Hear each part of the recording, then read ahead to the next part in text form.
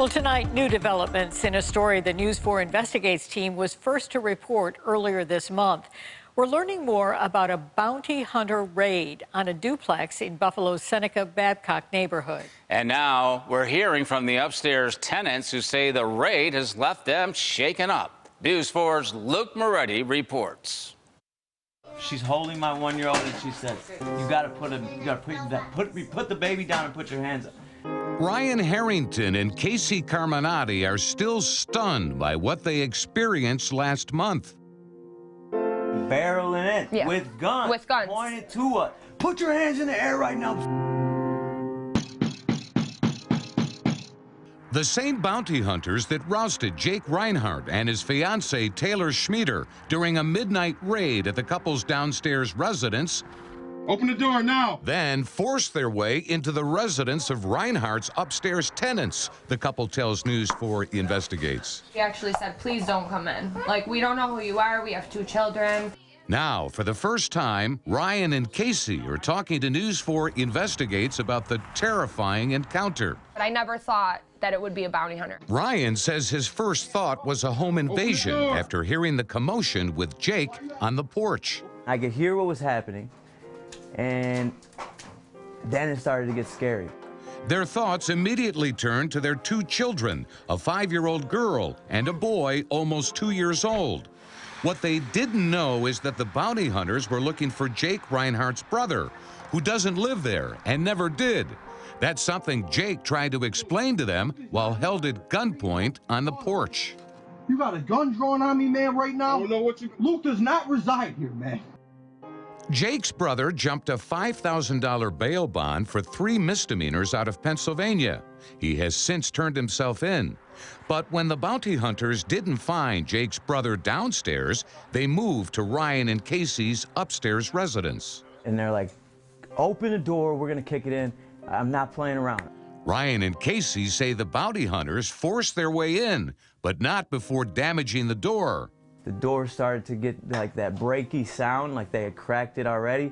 Sure enough, they did, and then I unlocked the door so no more damage could get done. I gave them no permission.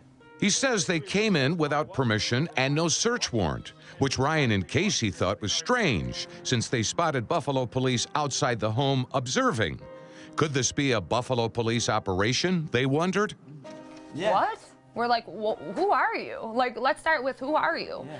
They never once explained who they were.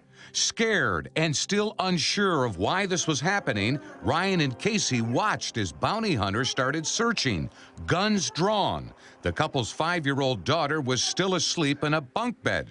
A security camera catches one of the armed men walking room to room. It's clearly a little girl's room, you know? Points it right at him, like this. It scopes the bed like this.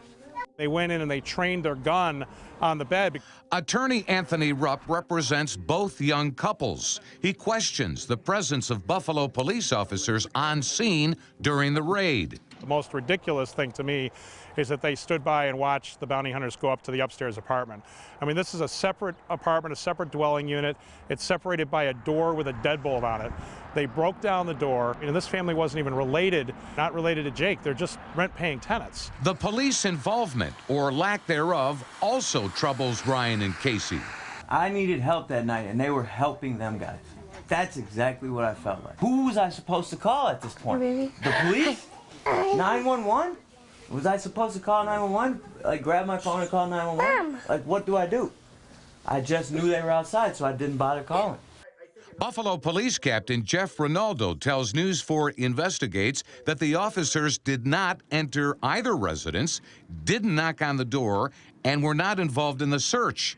He says the police presence was requested by bounty hunters. This is definitely a unique situation in terms of, them requesting a police car to be present while they attempt to take somebody into custody. And it's something that, we will look at internally to determine if there should be some type of specific policy or procedure put in place for this. We have rights. Our rights were absolutely invaded. The case is now the subject of a federal civil rights lawsuit against the city of Buffalo, several police officers, the bounty hunters, and a bail bond company in Pennsylvania. The Erie County District Attorney's Office is also investigating. Luke Moretti, News 4.